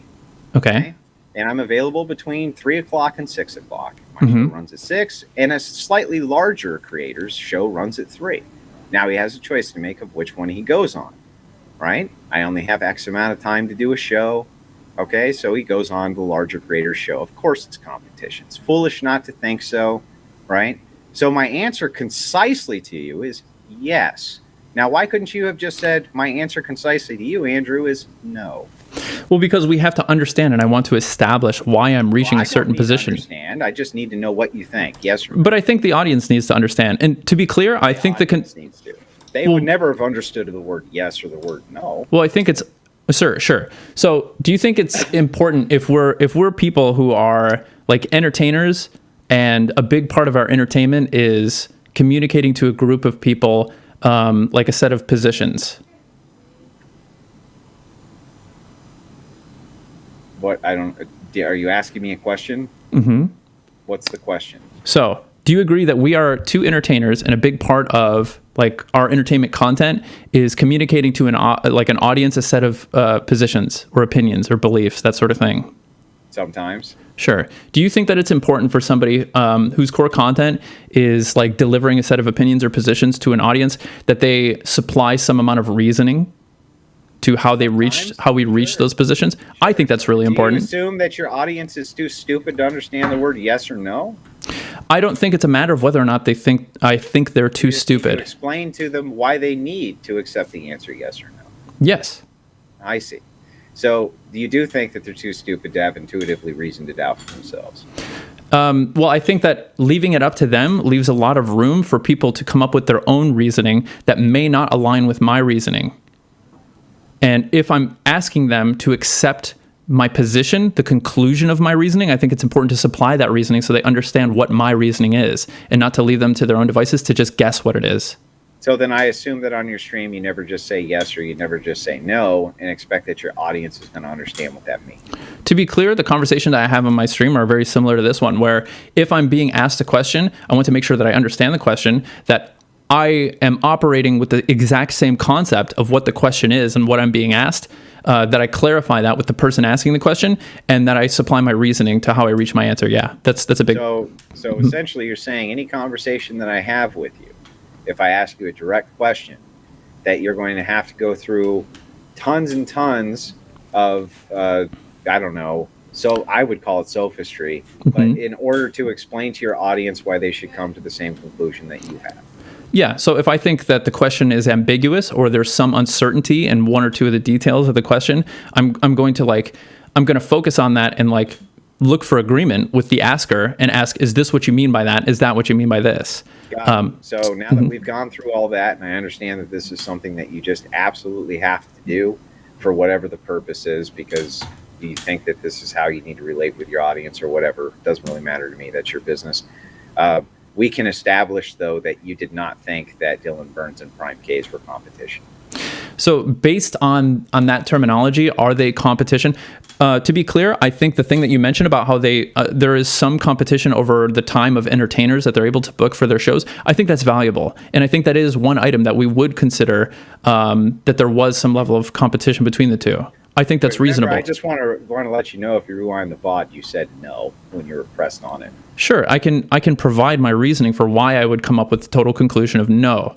Because while it is, I think that is one element, right? I think that is one element where we would consider that these two are competing for, star power or the limited resource of time, to like some entertainers or something like that. Sharing guests, right? Right. First off, there's it's pretty abstract and it's pretty loose because That's people not very abstract. Well, I'll explain why. Because a person who can do a show at 3 that ends at 6, and if another show starts at 6, they can do that show at 6 as well. But I understand that people have limited time and energy to be able to do these shows. And so it's reasonable for a person to not, if they were invited to both, to agree only to do one over the other. I think that's fine. While it's not explicitly precluded from every individual who may have been invited to both on the same day, and I know people that have done both on the same day, I think that it is an important element for consideration. But when asked the question if they are in competition, or if I would regard Prime as being like primary competition for Dylan Burns, I would primarily consider the audience, and there's no reason to believe that they could not share the exact same audience if they were operating at different times. Wait, they're sharing something? Yeah, that they could not both have the same exact individuals watching both of their content if they were operating at the same time. And that would be they weren't operating at the same time, you said. Yeah, they were not operating at the same time. So the same individuals. So wait, just to make sure. So what you're saying to me then is that people who are on completely different schedules, right? They have time to maybe watch TV through, or YouTube entertainment between the hours of X and X. They're not competition for each other because, well, that show comes on a little bit later, so you can catch them both. Even though time considerations in a human life don't operate that way, and never do. But I'll just take you at your word that that's so. Okay, so if Prime was running his show, let's say from 9 to midnight, and Dylan was running his show from 6 to 9, if a person could not catch Prime's 9 to midnight show, does the presence of Dylan's 6 to 9 show matter? Yeah, it still matters. Why? I just told you why. But what would be the thing that would preclude a person from watching from 9 to midnight? Are these things recorded? I believe they are, yes. Yeah, so if I didn't like one show, I could just not watch that show and then go back and watch the recording of the show that I liked, right? You're making arguments in my favor now. Interesting. Not in your favor. It's the opposite of your favor. Is it? I'm saying, yeah, it is. What I'm saying to you very specifically is this. You're saying they could share the exact same audience. What I'm saying to you is, look, man, if I don't like you, right? If I don't like your program, or I don't like this or that, I can just go back and watch the pre-recorded VOD from the other creator. But I can't do that if the other creator's not around, can I? Yes, that's true. And one reason we would consider that people operating on the same time slot to be competitors in the Twitch space is because a big part of Twitch is like the interaction, being able to chat and like chat with people live and have interactions with chatters and stuff like that, right? Like, that's a big draw of the entertainment. Like, watching a VOD is not very popular on Twitch because a big draw of Twitch as an entertainment platform is the ability to chat in real time to both the creators and to other people who are experiencing it at the same time, right? Oftentimes during these debates, not anybody in the chat is actually engaged with at all. I'm sorry? During many of these debates, nobody in the chat is engaged with because, they're having a debate. Are you reading a chat right now? No. Oh, I am. So, I mean, like, it sounds... not engaging with them. What the fuck are you talking about? Do you think that just reading a chat is engaging with the chat? Yeah, absolutely. That's what you meant by engagement. Well, I mean, they're certainly, like, influencing the way that I think about things to some degree. Oh, man. So you think that what's going on is with the engagement of the chat, that the chat is influencing the moderator, and that's why they watch the show?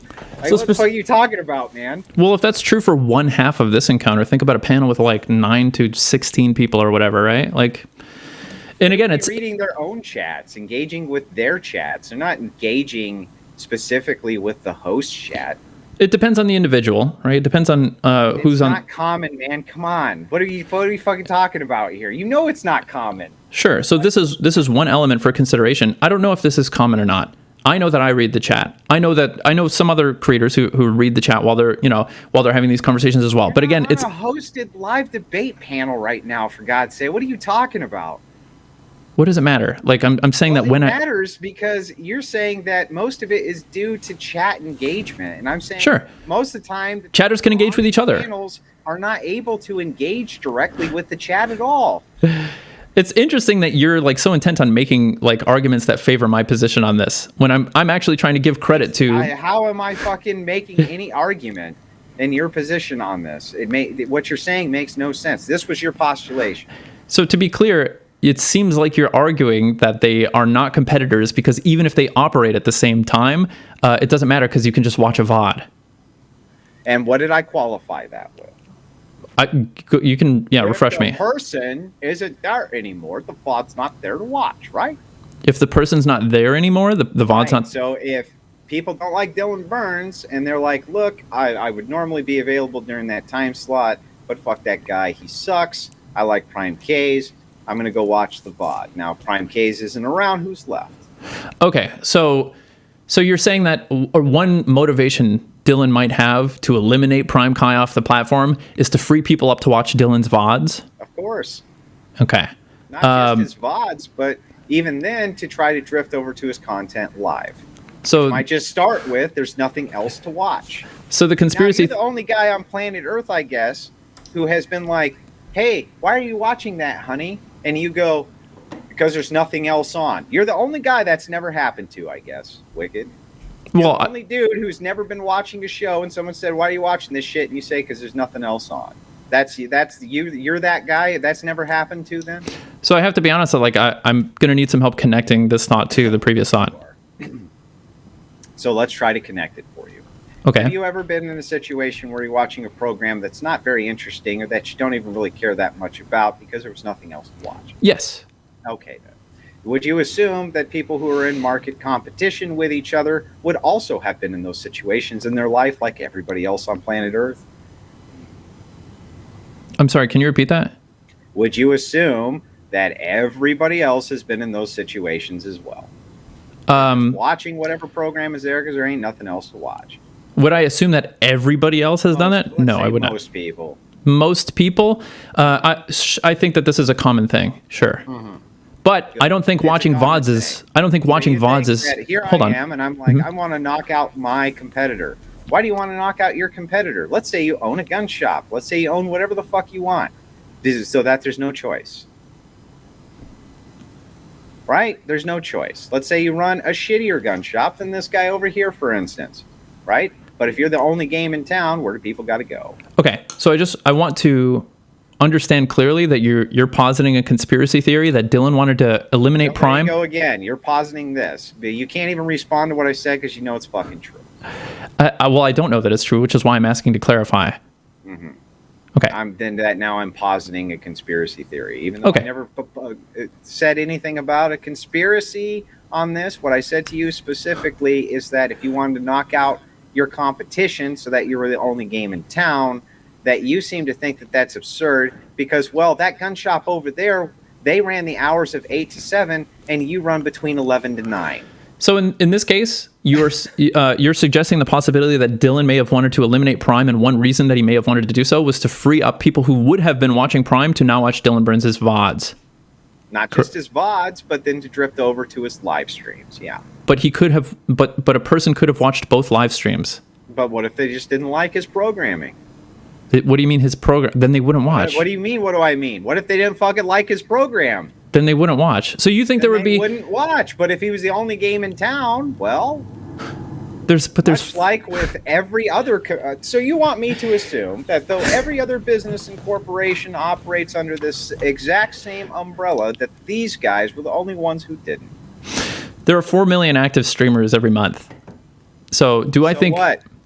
Okay, There's not 4 million active, massive debate platforms every month, are there, Supreme?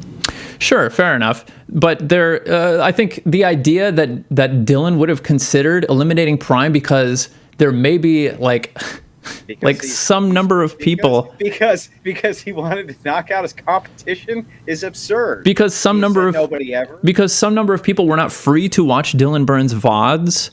Because they were too busy watching Prime's panels, and that those people would now be. What I said. What I said specifically is as follows, and I'll be very specific again, and you'll just reframe it again and do sophistry again because this is what you do. I don't know why you do it, but everybody I think understands completely and totally what I'm saying. If you're the only game in town, as you've readily admitted yourself, if there's a program on of some kind that you're not even that interested in, you'll still watch it because, well, there's fucking nothing else on. You think that, though, this is not good motivation for people to want to knock out the competition for people who are the only other large game in town. That, to me, is not only absurd, but fucking stupid. Sure. Its face. So I would argue that it's absurd and fucking stupid to posit that watching Twitch VODs is so popular that a person would be intent on ruining a person's career and reputation to gain, I don't even think you get no ad revenue from somebody watching a VOD. There's no monetary incentive. There's no incentive to a person's... Up the VOD. I just clearly laid this out. Because they weren't operating in the same time slot.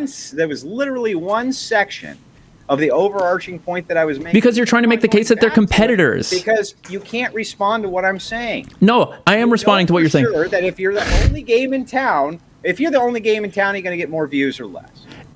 Listen, if you're the only game in... I don't know. If I'm the only game in town, I have no idea. If you're going to get more views or less, I don't think it's necessarily true that you will get more. If you, as a game in town, are operating in a place that does not compete with another game in town. If they operate on different time slots, there's no reason that a person can't watch both. So again, one more time. Mm-hmm. You have a convenience store. There's another convenience store a few blocks down. And it's smaller and shittier than yours. Okay? But you want to increase your revenue. And an opportunity comes up for you to knock out the competition. Right? Would you, as a business owner, right, with no moral scruples, let's say, knock that business out in order to increase your revenue? So I would say this is disanalogous. It's, of course you would. Even though everybody on planet Earth would not say that, except you. Well, I'm not sure that that's true, but the reason I would say that this is disanalogous, if we wanted to draw a more accurate analogy, I would say you, as a convenience store, you sell peanut butter, okay? And the other convenience store sells mayonnaise. The other convenience store does not sell peanut butter, and you do not sell mayonnaise. Now, if there are customers who want to purchase peanut butter and mayonnaise, eliminating the mayonnaise store does not necessarily mean this person will come to your store and buy peanut butter. Wait a second. I'm sorry. Are you saying that both of these platforms don't run debates? They do, but they do at different times, so they're not competing over people's resources. So they're running the same product. They're just running them in different time slots. So why would the mayonnaise and peanut butter be analogous? Because if a person had the availability and the desire to purchase both goods, it doesn't serve the person who... Wait a second. Wait. They're selling the same good. They're not selling the same good. One's selling mayonnaise, one's selling peanut butter. Said that they were selling the same good. This is why your analogy is disanalogous. But the way that they're selling... Two peanut butter stores, and one peanut butter store decided that, hey, I'm going to take out my peanut butter selling competition. Do you think they'd sell more peanut butter? So if a person wanted to purchase peanut butter... You can't say yes, can well, you? Well, everybody knows the answer to this is yes. I know it. You know it. Everybody knows it. They do. Like, nobody would not say yes to this. Nobody would be like, nope. That makes me fear for humanity if that's true. Have to look at whether it was chunky, if it was thick peanut butter, maybe if it was creamy peanut butter. We wouldn't, you know what I mean? Like, come on, man. Of course, if you knock out your competition and you're the only game in town, your revenue is going to increase by default. So, what would cause a person to buy peanut butter from store A instead of from store B? Maybe it's cheaper. Yeah. Okay. So if peanut butter is cheaper at store A, they would have no reason to go to store B. But what if store B decided that they were going to knock out store A? Would they go to store B then? Sure, maybe. But is Dylan's content cheaper than Prime's? No. Would they go to store B then? It would make sense, yeah, if they wanted peanut butter, that they would be forced to go to store B. But is Dylan's peanut butter cheaper? Like, we did all this sophistry for you to come up with the answer. Is Dylan's are his panels or watching his content, is that cheaper than watching Prime's content? In this particular case, you asked me for an example of why. I'm trying to outline why this is disanalogous. Of examples of why you would want to knock your competition out, though. I'm trying to outline why this is... Listen, every time I try to talk, you're talking over me now, and it seems to me like you're trying to avoid confronting the substantive... Okay, sure. Sure. So, since there's no conflict, in this case, let's say this. At store A, you get one free jar of peanut butter. The rest you have to pay for. In store B, you get one free jar of peanut butter. The rest you have to pay for. So people who want peanut butter can go to store A and get one free, and go to store B and get one free. Now, does eliminating store B help if the people who are coming to those stores are coming for free peanut butter? Does eliminating store B help store A? Yeah. How? Well, because you said that only the first jar is free and the rest of them they have to pay for. So therefore, logically, if you knocked out store A, they would still get the free jar of peanut butter, but they would probably buy more peanut butter from store. But they're not buying peanut butter at either place. They're only coming for the free peanut butter. Oh, I see. So it's just all free. Well, Twitch content is free to view. I see. So I wonder why all of these large content creators put it on then, since there's no revenue involved, right? Sure. So in this case, similarly, if two streams are occurring at different times, we wouldn't consider that they're competing. Okay, that's not what I asked you. There's no revenue involved, right? Yeah, there is. Oh, okay, there is. So it's not free then. Right, but in this case, we're talking about two merchants that are selling things that we would not consider to be in competition. And listen, you know what? In this case, the peanut butter merchants, we would consider to be in stronger competition than two streamers operating in different time slots. You would consider them that. However, what we've actually deemed and established here was that it would still be in the streamer's interest to knock out the competition, making them the only game in town. You still have not been able to articulate why that's not true, even though I've articulated why it is.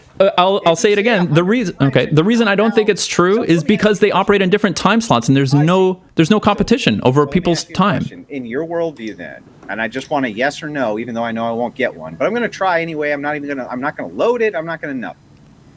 If Prime K's disappeared tomorrow, you don't think that Dylan Burns' view count for his debates would go up? I just want to make sure that I got that clear. Correct. I don't believe that it would be reasonable to conclude that if they operate at different time slots. You don't think that it would be logical to conclude that? Why would it be logical to conclude that? What about guests? We already went over that too, didn't we? Sure. I think there's some consideration about like how guests have to make a choice in their time, if they only have X amount of time, during the day or whatever. What about the money that comes in for various people, as you've just established that there's revenue involved with this? What about the people who now have no choice but to watch the one program? Do you think that the revenue would increase for that program if they were the only game in town?